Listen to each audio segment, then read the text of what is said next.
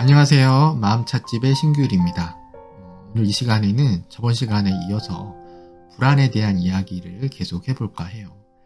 우리가 불안과 같은 마음의 문제가 일어났을 때 이 마음의 문제를 순서대로 하나씩 풀어나가면 조금 더 효과적으로 불안하고 지친 내 마음을 위로해 줄 수 있습니다. 이 순서가 복잡하지 않아요. 딱 세 가지 순서만 기억하시면 됩니다. 첫 번째는 자각하기, 두 번째는 수용하기, 세 번째는 거리두기예요. 자각하기는 어떤 거죠? 자각하기는 내 마음이 지금 어떤 상태인지를 아는 것입니다. 듣기에는 되게 쉽지만 의외로 많은 분들이 지금 내가 어떤 상태인지를 알지 못하고 지내시는 분들이 많으세요.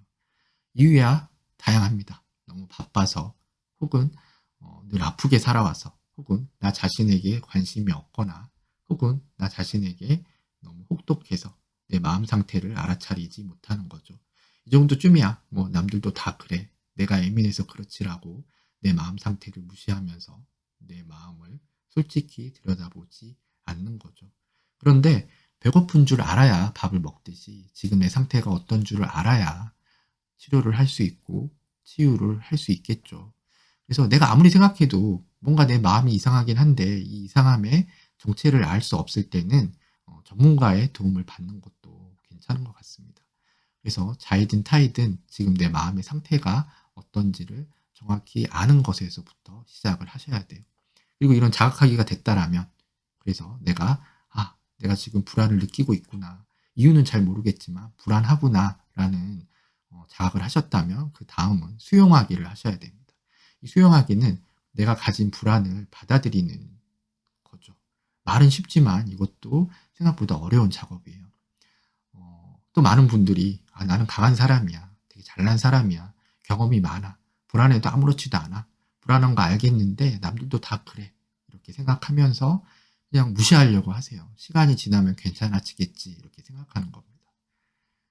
하지만 이런 무리한 자신감과 긍정 회로를 잘못 돌리다 보면 정말 작게 막을 수 있는 불안을 나중에는 뭐 약을 쓰고 집중적인 치료를 받아야 될 만큼 심각한 상태에 빠지게 되는 분들을 많이 보게 돼요. 그래서 내 마음이 불안하다라면, 그렇게 내가 자각을 했다라면 꼭 거기에 맞는 조치를 취해 주셔야 됩니다.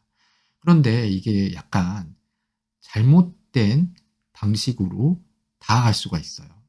이런 경우죠. 제 주위에 친한 지인 중에 운동선수가 한 분 계세요.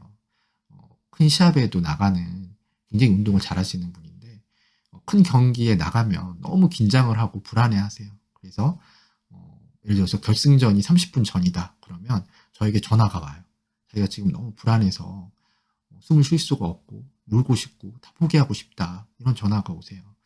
그러면 그 주위에서 어떤 조언을 하나를 그분을 통해서 들어보면 대부분 이런 이야기를 하신다고 해요.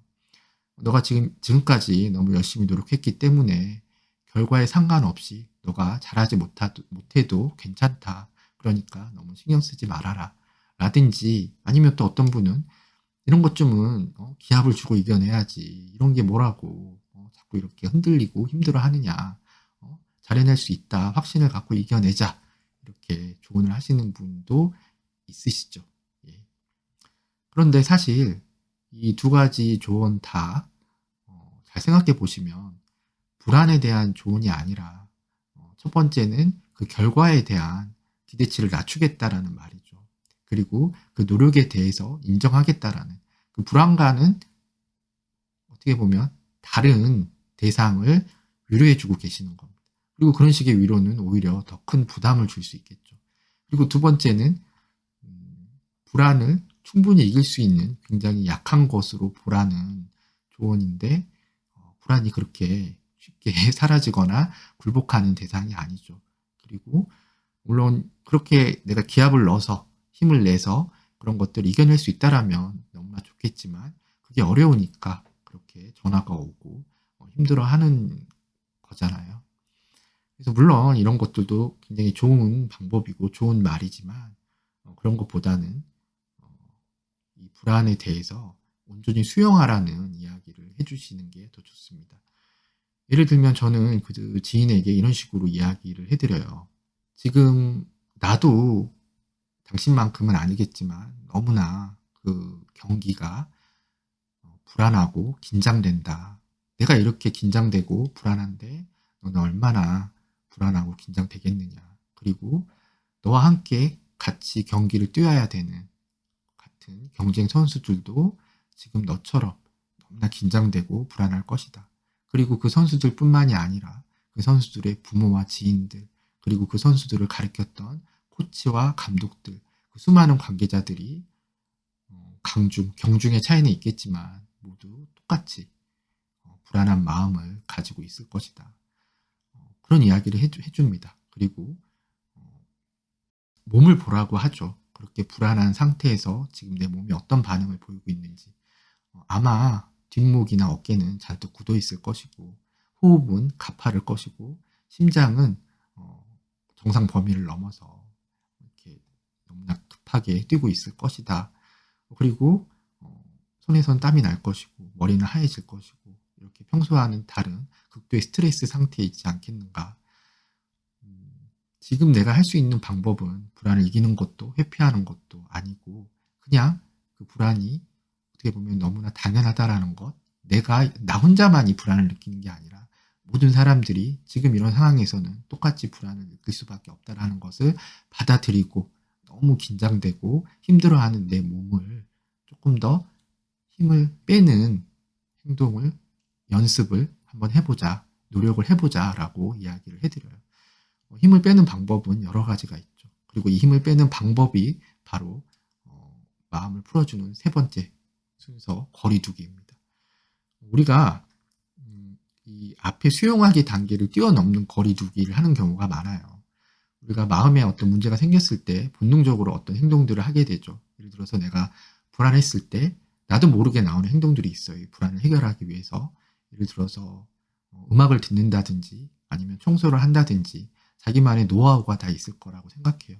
그런데 잘 생각해 보시면 이 앞에 내가 이 불안을 온전히 자각하고 받아들이는 단계가 없이 무조건 하는 이런 거리두기들은 사실 거리두기가 아니라 회피라고 하셔야 됩니다. 그냥 이 불안이 너무 부담스럽고 싫어서 다른 데 관심을 가짐으로써 이 불안을 외면하는 거죠. 이런 방법도 나쁘지는 않아요. 왜냐하면 실제로 잠깐 그 불안을 잊게 할 수 있으니까요. 그런데 문제는 이 회피의 시간이 끝나면 더 큰 강도의 그리고 더 끈질긴 불안이 나를 찾아온다는 겁니다. 그래서 꼭 우리는 이 앞에 수용하기의 단계를 거쳐야 돼요. 내 불안에 내가 공감하고 불안한 건 당연한 거다라는 것. 그리고 불안할 수밖에 없다라는 것을 받아들이는 거죠. 적대시하지도 않고 피하지도 않고 그대로 받아들인 다음에 어떤 행동을 하셔야 됩니다.